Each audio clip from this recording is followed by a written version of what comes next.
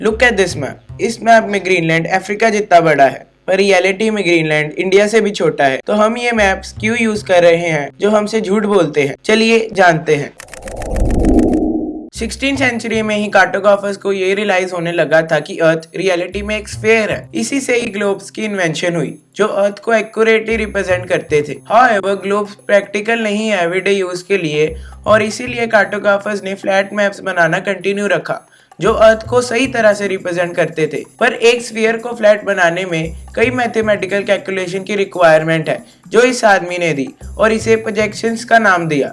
और सबसे ज्यादा यूज किया जाने वाला प्रोजेक्शन है मार्केटर प्रोजेक्शन, जो अर्थ की सरफेस को एक सिलेंडर पर प्रोजेक्ट करने की आइडिया पर बेस्ड है। प्रोजेक्ट करने के बाद सिलेंडर को अनरोल किया जाता है फ्लैट मैप में, और ये टिपिकली यूज होता है in navigation charts.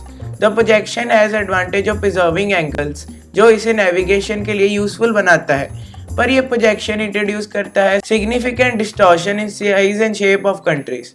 Mercator projection के बारे में सबसे बुरी बात यह है कि ये पोल्स के करीब आने पर लैंड मासेस के आकार को बढ़ा चढ़ाकर दिखाता है। इसका मतलब ये है कि ग्रीनलैंड जैसे लैंड मासेस जो रियलिटी में काफी छोटे हैं, मार्केटर प्रोजेक्शन में कहीं अधिक बड़े दिखाई देते हैं।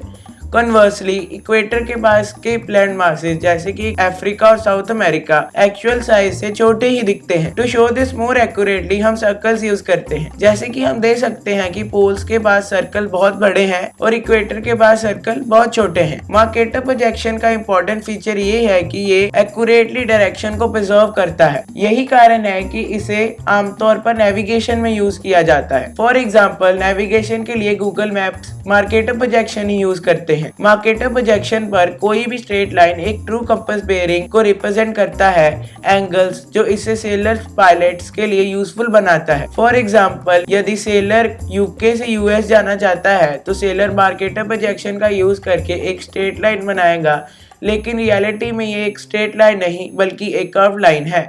Another example is Gall Peters projection, जो लैंड मासेस के एक्चुअल साइज को सही रूप से दिखाता है लेकिन उनके शेप को डिस्टॉर्ट कर देता है।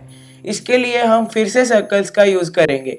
हम देख सकते हैं कि सर्कल्स ऑलमोस्ट एक साइज के हैं लेकिन देशों की एक्चुअल साइज डिस्टॉर्टेड है। हाउएवर, कोई भी मैप प्रोजेक्शन पूरी तरह से सही नहीं हो सकता and each one will naturally have some level of distortion। इस तरह के कई अलग अलग प्रोजेक्शन है लेकिन ये सभी किसी न किसी तरह की डिस्टॉर्शन दिखाते हैं। इसीलिए 1998 से International Geographic Society Winkel Tripel projection का यूज करते हैं। विंकल ट्रिपल प्रोजेक्शन एक कॉम्प्रोमाइज प्रोजेक्शन है जिसे 1921 में ऑसवाल्ड विंकल द्वारा डेवलप किया गया था। ये एक ऐसा प्रोजेक्शन बनाने की कोशिश की गई है जो एरिया, डिस्टेंस और डायरेक्शन की टर्म्स में डिस्टॉर्शन को कम करता है, जिससे ये एक वेल बैलेंस प्रोजेक्शन बन जाता है जो जनरल पर्पस मैपिंग के लिए सूटेबल है। इन कंक्लूजन, फ्लैट मैप्स कई तरह से हमसे झूठ बोलते हैं, विशेष रूप से प्रोजेक्शन डिस्टॉर्शन, डिस्टॉर्टेड डिस्टेंस और प्रोपोर्शन से।